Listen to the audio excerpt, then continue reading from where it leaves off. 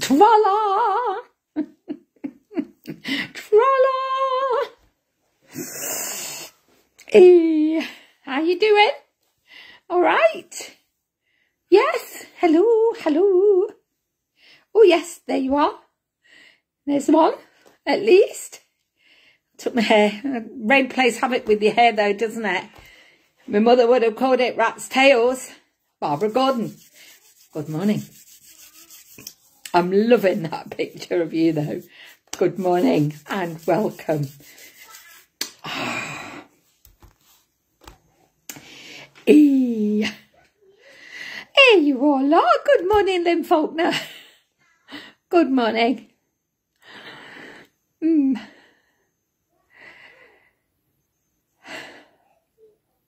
Chill.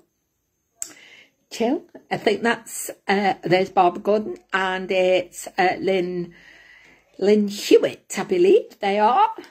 Your lovely picture, Lynn Faulkner. I should know who the drawing is, but I can never remember who it is. But anyway, those of you who are here already, okay, inside voice. Hello.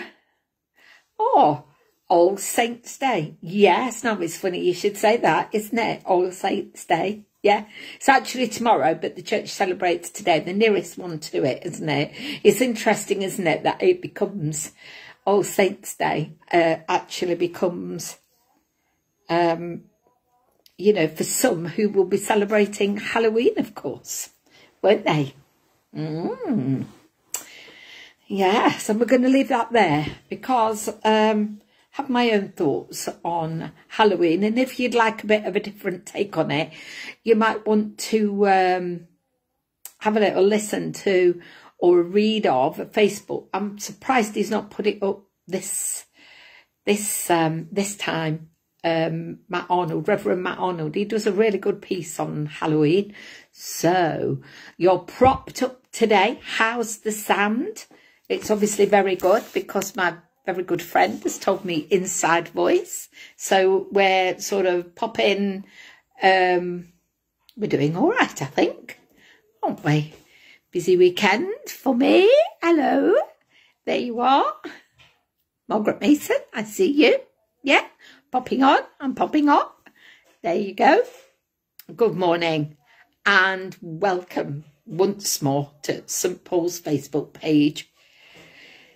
Hey, my name's Wendy Murphy and I'm full-time minister at St. Paul's. Those of you that are on should know that by now, and then those who are not familiar with me, I'm full-time minister of St. Paul's, which is the church at the bottom of Colton Hill, in Colton, of course, and it's a grand life. It is. It's a busy one. It's a grand one. So the church building itself is adjacent to Tesco's, and you're very welcome all of the time. On a Sunday now, we're open, 10 a.m. Do come and join us. Good morning again, Marion Barlow. You and Lynn this morning, wonderful reading. Thank you very much, Lee. That was all good. Yeah, so do come and join us. We're quite a happy little band and we're always wanting to welcome new people into the family of God. So please do come along and see us. So I just want to flag up again. I know for those of you who can manage from one week to the next, but please, if this is the first time that you're listening in, I give a shout out for our local food banks, and it's Monday and Friday. Sorry, it's not Monday. It's Tuesday and Friday at Cromwell Street in Colton, and then on Wednesday it's on Forrester Street in Netherfield. So do come along if you need or know anyone who needs. I'm a voucher holder, and I'm more than happy to fill in your vouchers for you. So please do come along, make good use of that, because the people of Colton are extremely generous. Extremely. So come and make use of those excellent facilities, and for the volunteers that actually, you know, do their bit to make them run as well. So I've had a very busy weekend, and it continues. So yesterday I was at Southall Mothers Union. Those of you that know me well will know I'm chaplain for Southall and Nottingham Mothers Union branch, of which I'm delighted to be so. It was our AGM in the morning, 11 till 12, and then we share our lunches that we've brought, and then we go into a 2 o'clock, wait for this word, triennium service. So, and I led that in Southall Minster. That I did the blessing, and you know, it's the peace of God which passes all our understanding. That blessing in the Minster, in front of the holy table, it was overwhelming. It's the only word. And it was like sometimes when I feel like that in St. Paul's, and I just like, whoa, this is Wendy Murphy leading a service in Southall Minster. When someone said to me, I think you ought to be ordained, I did that. I told this to Dean Nicola, who resides and presides at Southall Minster. And when somebody said to me, I think you need to be ordained, or you need to become a vicar, I looked round. I thought, you can't possibly mean me, can you? Wendy Murphy from Crown Street in Nottingham. And here I was. Oh, what a moment. What a moment. It was wonderful. It was. And as I say, overwhelming. I'm very blessed. And people were great. They were very blessed too by the service, by Pat Bruins. She resigned yesterday. Not resigned, she gave up, because then we have a new president and a new vice president, and we do that on a 3-6 yearly basis. So Pat preached on Martha and Mary, which was a very good preach, and then Pat Hemstock, who some of you may know, she did our prayers for us. So it was absolutely wonderful. It was a wonderful moment. And then I came home, and I was thinking about today. Today is we're thinking about All Saints, aren't we? And we're thinking about all those people, all those saints that have gone before. But we'll come back to that, I think, because today as well, so I've been to church for a bit. I didn't stay the whole time because I've got you at Live, and then I've got a 3 o'clock service at the Deaf Club, which is Holy Communion, which will last about an hour and a quarter. So that's with an interpreter, because although I do a bit of sign language, you know that, I'm nowhere near good enough to honour deaf people with my kind of signing at the moment. But soon, maybe I will be able to do that. So, yeah. It was a good time. It's a good time to be with people, and I'm looking forward to this afternoon. It's just very, very busy, isn't it? So it's a busy life I lead, but it's a very blessed life I lead as well, majority of the time. Nice bit of sunshine going on now, isn't it? Nice bit of sunshine, yes. So it's it wasn't so very good, was it? First thing this morning, it was raining cats and dogs, or it was lagging it down, wasn't it? It really was. It was really coming down.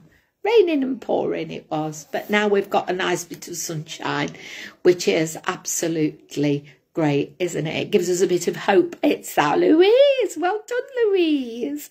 Oh, I think you've had a prize, haven't you? For the best Halloweenish, kind of ghoulish. Have you had a prize or been nominated for a prize? That's our Louise at the Nag's Head, along with Brian and her family members. It is. So, nice bit of sunshine going on at the moment. I think it's lovely that we've put the clocks back, because I love those early mornings, you know I do. And so this morning was much lighter, wasn't it? And I was getting a bit fed up with those dark mornings. I mean, the skies are still beautiful, but it's like, you can't see anything, can you? It's just dark and dismal, and I don't like dark and dismal. I like to see a bit of sunshine, a bit of light, because I think a bit of light gives us a bit of hope, doesn't it? It does. So, as I've said, tomorrow is November 1st. It's All Saints' Day. We would be thinking about on remembering those saints who've gone before us and all the things that they've talked about Jesus-wise before us. Oh, Nottingham Live. Oh, get you, Louise, get you. Good girl, good girl. Eek, indeed. So, yeah, so the mornings are good. We're celebrating All Saints because that's what we're doing today in the church. All those saints who from their labours rest. You may be thinking, that's the first line of a hymn, and you'll be right. All those great saints that have gone before us. And now we are the saints, aren't we, here on earth? So if we have Jesus as our friend, right, then we're going to take our lead from those great saints, aren't they? So we've got St. Luke, we've got St. Peter, we've got St. Mark, haven't we?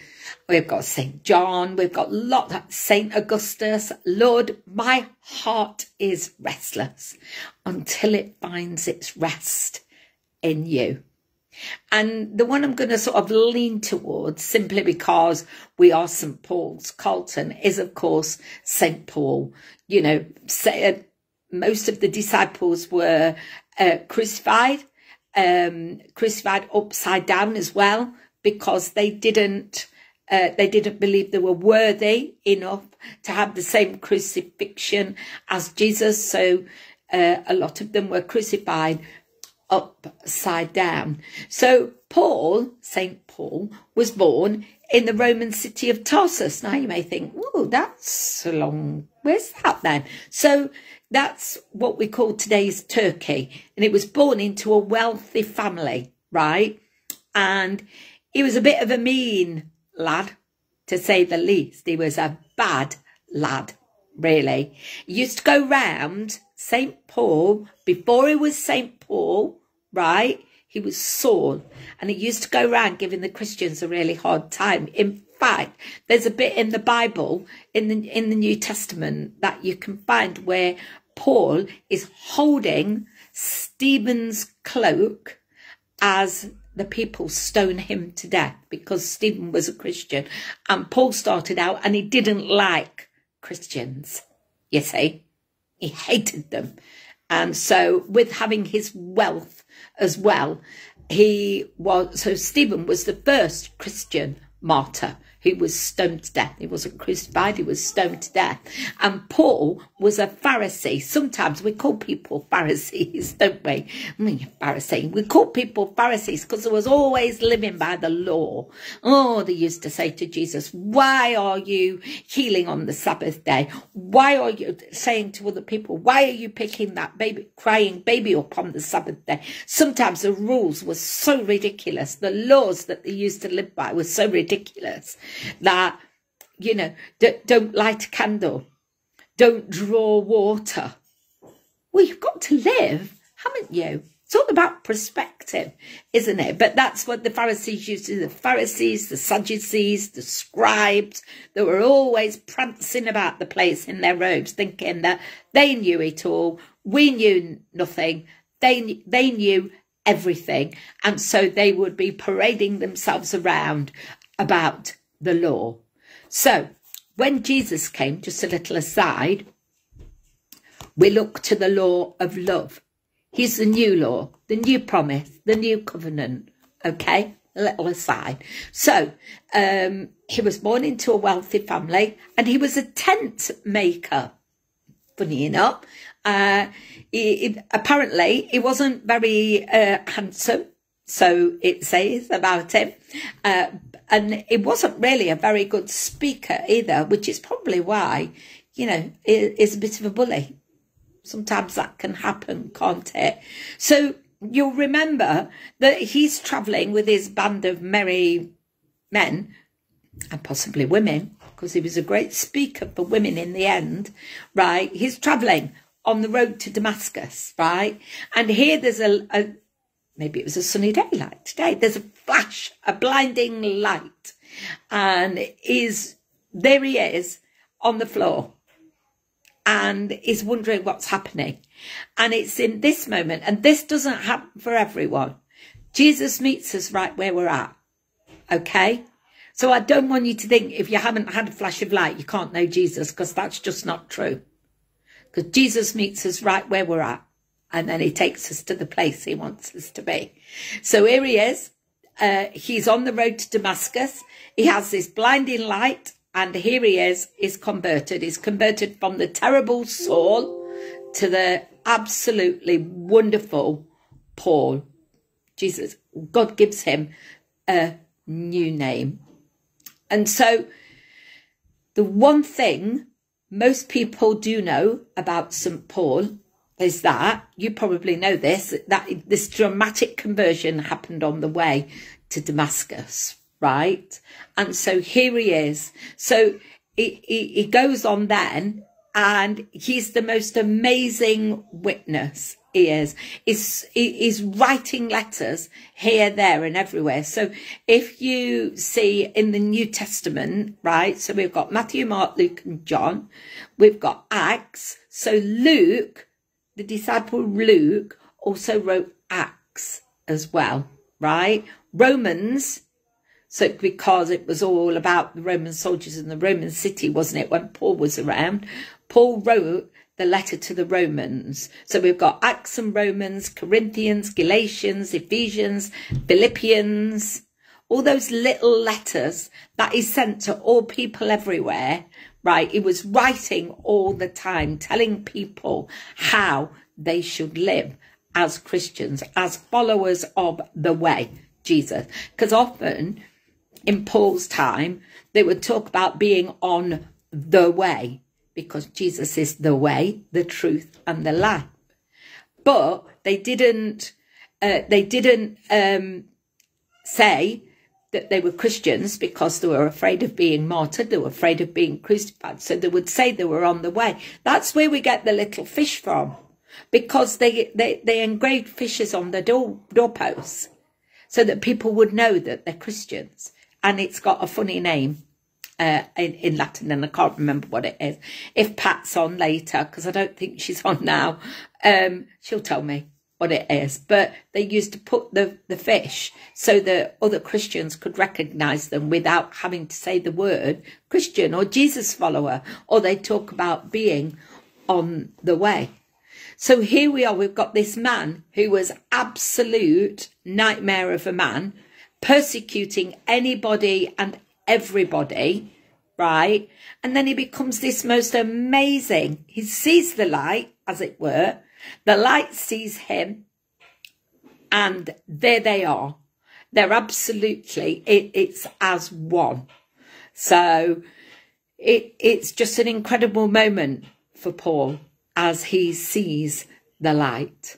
So it made me think about us in this day and age. How can we help people to see the light? How indeed can we see the light?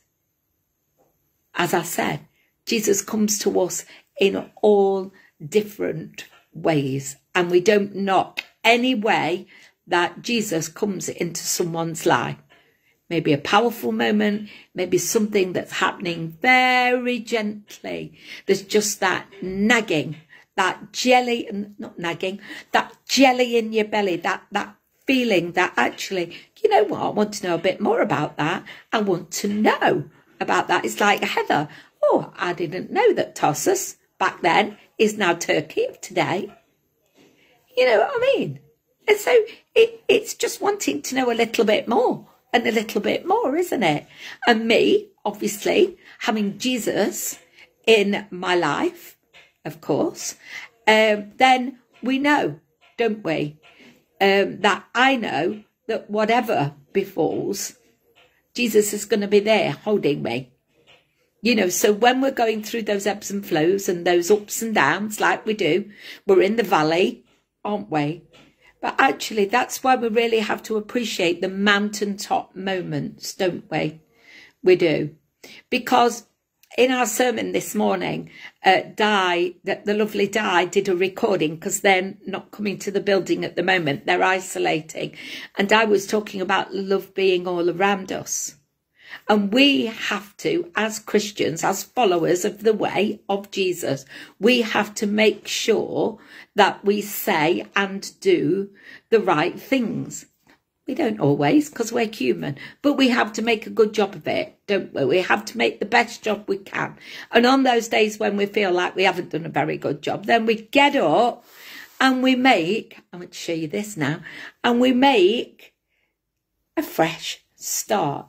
See, my mug yesterday, my present for being chaplain for the last 3 years for Mothers Union, every day is a fresh start. And for each one of us, every day is a fresh start. And I love the rainbow. You know, I love bright colours. And I love the rainbow because the rainbow is back in the Old Testament when God sent the flood.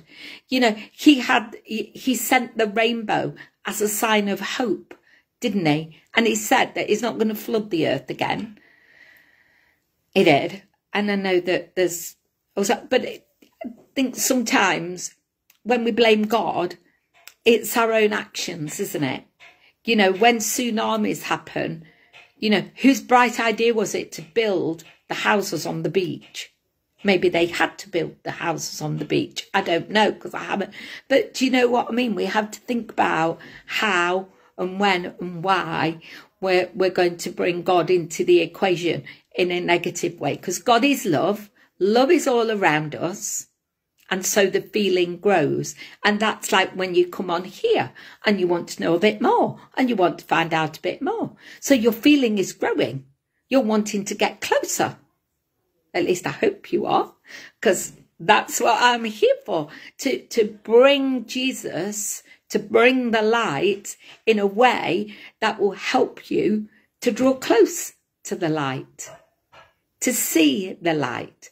Spiritually, I'm talking about now, to see things in a different way, to think a different way, to do things a different way.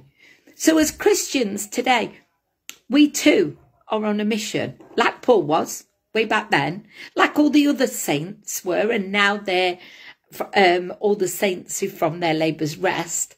We're not resting. We're not resting on our laurels. We're thinking of new ways that we can actually help people to get close to the light, to Jesus, aren't we? We're going to be those saints that people look at and go, because that's how I got to know Jesus. There's two people, Pat and John Everett, and I looked at them in St Mark's in Bestwood Village and I said, I want what you've got. And Pat very boldly told me, me and John have got Jesus. I said, well, if you look like that, I want him too. Just thinking about things in a different way, isn't it? And thinking about things in a Jesus way. What would Jesus do? We had loads of years ago, we had little armbands that were WWJD. What would Jesus do? And yeah, you know, people might think they're trite, but they help people, don't they? Sometimes that can be all you need, isn't it? That little something that just edges you nearer the light, nearer to being a saint. Now, don't get me wrong. We're not going to be perfect this side of heaven. I want to encourage you because we're not going to be perfect. That's the mistake that we make. We think once we've cocked it up, once we've done something in the dark, if you like, once we've, you know, done something that we think is not the best thing that we could ever have done or thought, We think there's no way back. There's always a way back. There's always the light at the end of the tunnel, watching and waiting. And every day is a fresh start, isn't it? And you're absolutely right, Louise. We don't learn if we don't make mistakes. And that's why we've got Jesus, because he's going to help us on the way, isn't he? On the way, you see. He's going to help us when we know Jesus. We think differently, we behave differently, because we don't want to bring shame, do we, on our faith or on Jesus, do we? And you're right, he who never made a mistake, she who never made a mistake, never did anything, did he, did she? So we just have to just keep on going, do the best that we can do every single day. And some days will be better than others. But let's not forget our mission, our saintly mission. Because for some people, this year, even though we've now come out of pandemic, even though we can feel like we're on the up slowly,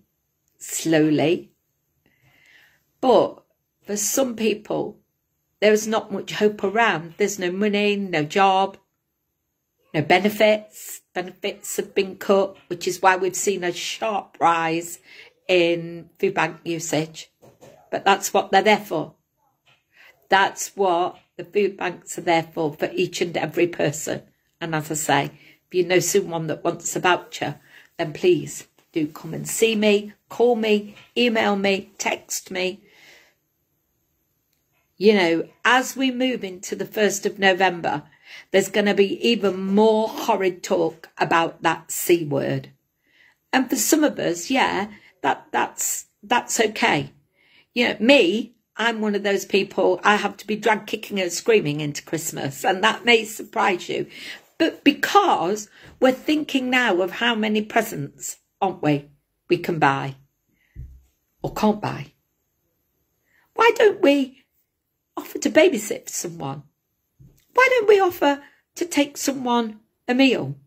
Why don't we offer to cook someone a Christmas meal? Why don't we take someone a drive out? Have lunch with them? Why don't we give people our time? Because that would be amazing, wouldn't it? What a saintly thing to do, to give people our time. Fabulous. Because that's the most precious gift we can give people, isn't it? The listening, the sharing. It really is the best gift, time is, that a saint can give. And I class us all as saints. Because I class you all on here that you want to know something more. That's why you keep pressing your buttons. And it's great to see you. She says, every day is a fresh start to be a saint in the kingdom. Don't forget, Jesus is the law of love.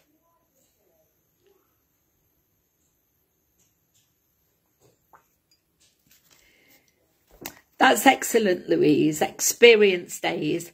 You know, the best days we have are when we go to the park, aren't they? So, yeah, experience days are fabulous. And we're not going to knock them because it's time spent together, isn't it? And I think you're right, Louise.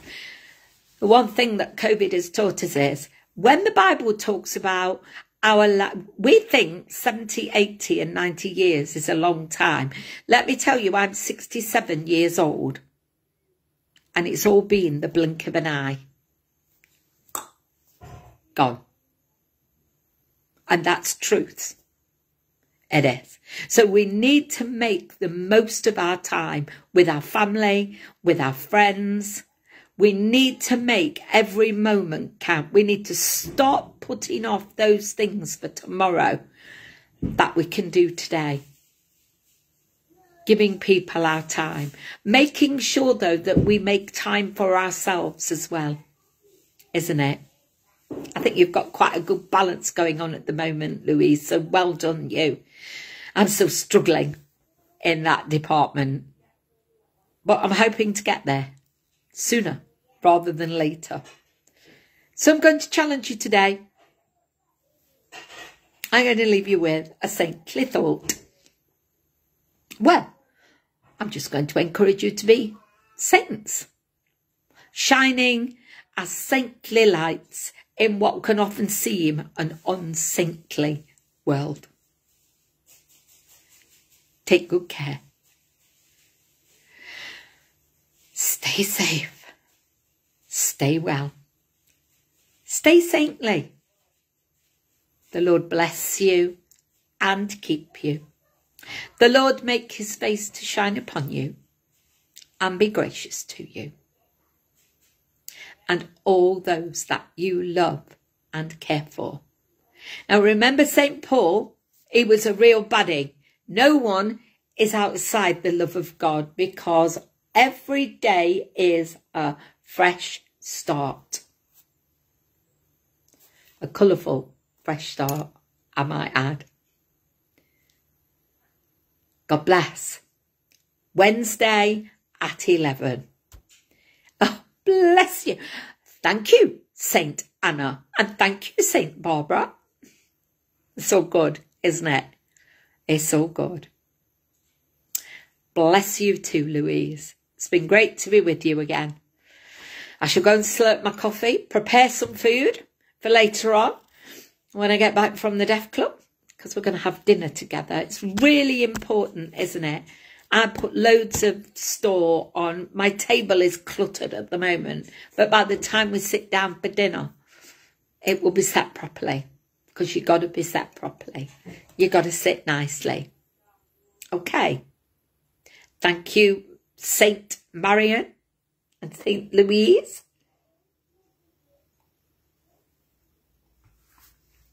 You're all there in the mix. See you Wednesday at 11. God bless you, folks.